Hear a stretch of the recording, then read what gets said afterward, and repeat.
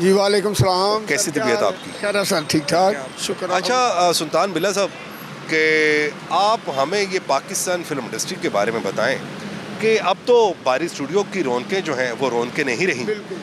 अब तो वो उजाले जो हैं वो तारीखी में बदल चुके हैं। अब तो वो चेहरे जो हैं वो मनोमन मिट्टी के नीचे दब चुके हैं। अब तो वो चेहरे नहीं रहे जो कि आप जैसे फनकारों की इज्जत किया करते थे। सीनियर जूनियर का एहतराम जो था वो सर आंखों पे होता था।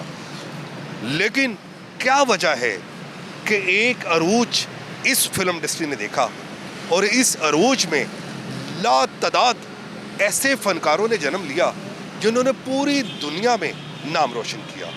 और आज ये जो वीरानगी है कि स्टूडियोज़ में उल्लू बोल रहे हैं, मुझे इस बारे में बताएं कि ये कंडीशन, ये सारा मंजर जो है ये किस मंजर की कशी करता है?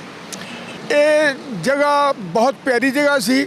ਇੱਥੇ ਲੋਕ ਸਨ ਕੰਮ ਵਾਲੇ, ਆਉਣ ਵਾਲੇ ਬੰਦੇ ਨੂੰ ਬਚਾਉਣ ਵਾਲੇ ਡਾਇਰੈਕਟਰ ਸਨ, ਉਹ ਫਿਲਮਾਂ ਨੂੰ ਚਲਾਉਣ ਵਾਲੇ ਡਾਇਰੈਕਟਰ ਸਨ। ਇੱਥੇ ਜਦੋਂ ਡਾਇਰੈਕਟਰ ਆਂਦਾ ਸੀ ਤੇ तमाम ਸਟਾਰ ਖੜੇ ਹੋ ਜਾਂਦੇ ਸਨ।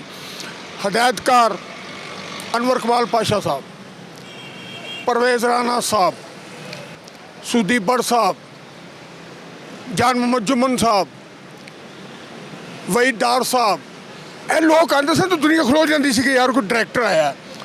ਹੁਣ ਡਾਇਰੈਕਟਰ ਖਲੋਤਾ ਹੁੰਦਾ ਤੇ ਐਕਟਰ ਕੁਰਸੀ ਤੇ ਬੈਠਾ ਹੁੰਦਾ। ਇਹਦੀ ਕੀ ਵਜੂਹਾਤ ਹੈ? ਅਦਬ ਮੁੱਕਿਆ ਤੇ ਕੰਮ ਮੁੱਕ ਗਿਆ। ਹਰ ਗੱਲ ਹੁੰਦੀ ਅਦਬ ਨਾਲ।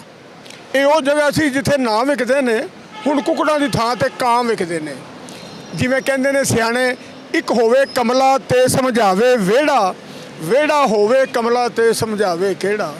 ਹਰ ਬੰਦਾ ਜਦੋਂ ਸਿਆਣਾ ਬਣ ਜਾਏ ਨਾ, ਉਹ ਬੇੜਾ ਪਾਰ ਨਹੀਂ ਲੱਗਦਾ, ਉਹ ਬੇੜਾ ਡੁੱਬ ਜਾਂਦਾ। ਫਿਲਮਾਂ ਸ਼ੁਰੂ ਕਿਉਂ ਨਹੀਂ ਹੋ ਰਹੀਆਂ? ਉਹਦੀ ਕੀ ਰੀਜ਼ਨ ਹੈਗੀ? ਉਹਦੀ ਸਰ ਗੱਲ ਇਹ ਵੇ ਕਿ ਰਾਈਟਰ ਵੀ ਕੋਈ ਨਹੀਂ ਅੱਗੇ, ਉਹ ਤੇ ਲੋਕ ਕਹਿੰਦੇ ਨੇ ਤੁਹਾਡੇ ਕੋਲ ਡਾਇਰੈਕਟਰ ਵੀ ਕੋਈ ਨਹੀਂ।